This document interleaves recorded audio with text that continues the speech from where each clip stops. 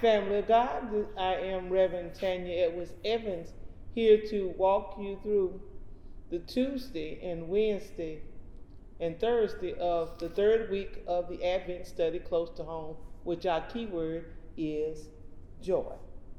Our reading on this Tuesday, it comes from Luke, the third chapter, verses 1 through 18. And as a former school teacher, I'm going to let you practice your reading and read it yourself. In our devotional, as I mentioned on the theme close to home, I decided what makes a place home for me is people. That realization informed my decision to explore this theme through portraits, a depiction of people. The reference for each of the depictions I painted are actual Palestinians and Israelites. It's important for me to bring this ancient story truly close to home as we consider the current geopolitical realities in the land of the Advent story. I encourage you to read more about the stories of those who inspired these depictions. My depiction of John the Baptist is inspired by Abanda Elias Korah, who was the Archbishop of Akota, Haifa, Nazareth, and all Galilee of the Mennonite Greek Catholic Church. He was a Palestinian Arab Israel. Abba Korah is well respected as an activist and educator who established the Mars Avis Educational Institutes in Abana, which educated students of multi-religious backgrounds, Arab and Israelite, from kindergarten through high school. His life work embodies the courageous and prophetic pointing to a better way that I also see in John the Baptist. John's words in the text are full of imagery that is impossible to fit into one image. The shape of his tunic recalls the base of the tree referenced in verse 9. In the background of the obvious path, recalling John's clear instruction to his listeners. Shape your belongings. Do not extort people. His counsel is so simple, yet apparently so hard to follow. The path leads to sunrise on a new day. The colors which allude to the fire of Jesus' baptism. In his hand is a key, which is a symbol that you'll see in my other works.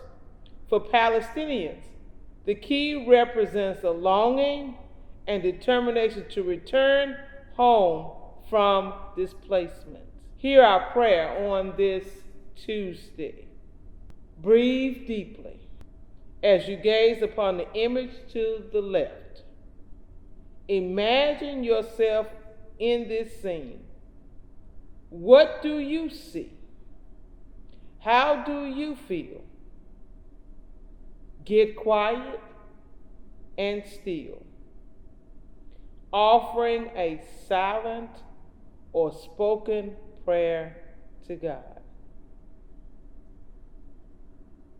Our scripture reading will come out of Zephaniah, the third chapter, verses 14 through 20.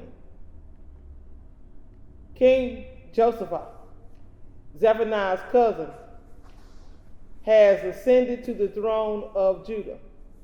His steps into the aftermath of a half-century of ruin incited by the former king Messiah. He ruled with evil actions and led people astray. You'll find that in 2 Kings chapters 22 and 23. Much of Zephaniah's prophecy is an escalated lament. He believes that the only way forward is for Yahweh to destroy everything. Too much has been corrupted. Too much has fallen apart. But then, in chapter 3, his message takes an unexpected turn. He turns toward restoration, and uninhibited joy.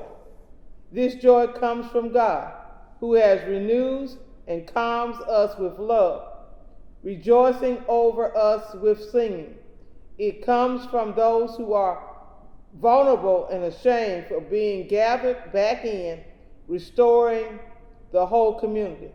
In this image, the blueprint background reminds me of the deconstruction of a building. It's as if the roof line had fallen on the infrastructure crumbled.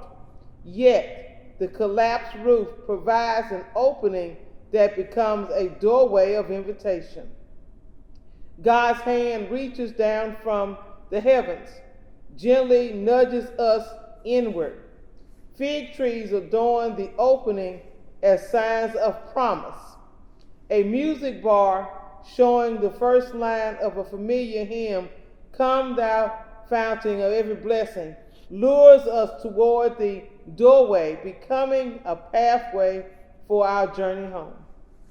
Perhaps the path toward creating a home for all requires some deconstruction. Some of our structures are rotting. Some of our institutions are compromised. Some of our rituals need repair. And yet, nothing is beyond redemption. Collective belonging gives way to collective joy. Joy that is free and full. God's love will find a way to renew us and gather us in. Hear these words. Here I am, my greatest treasure. Hither my help I come, and hope by the good treasure safely to arrive at home.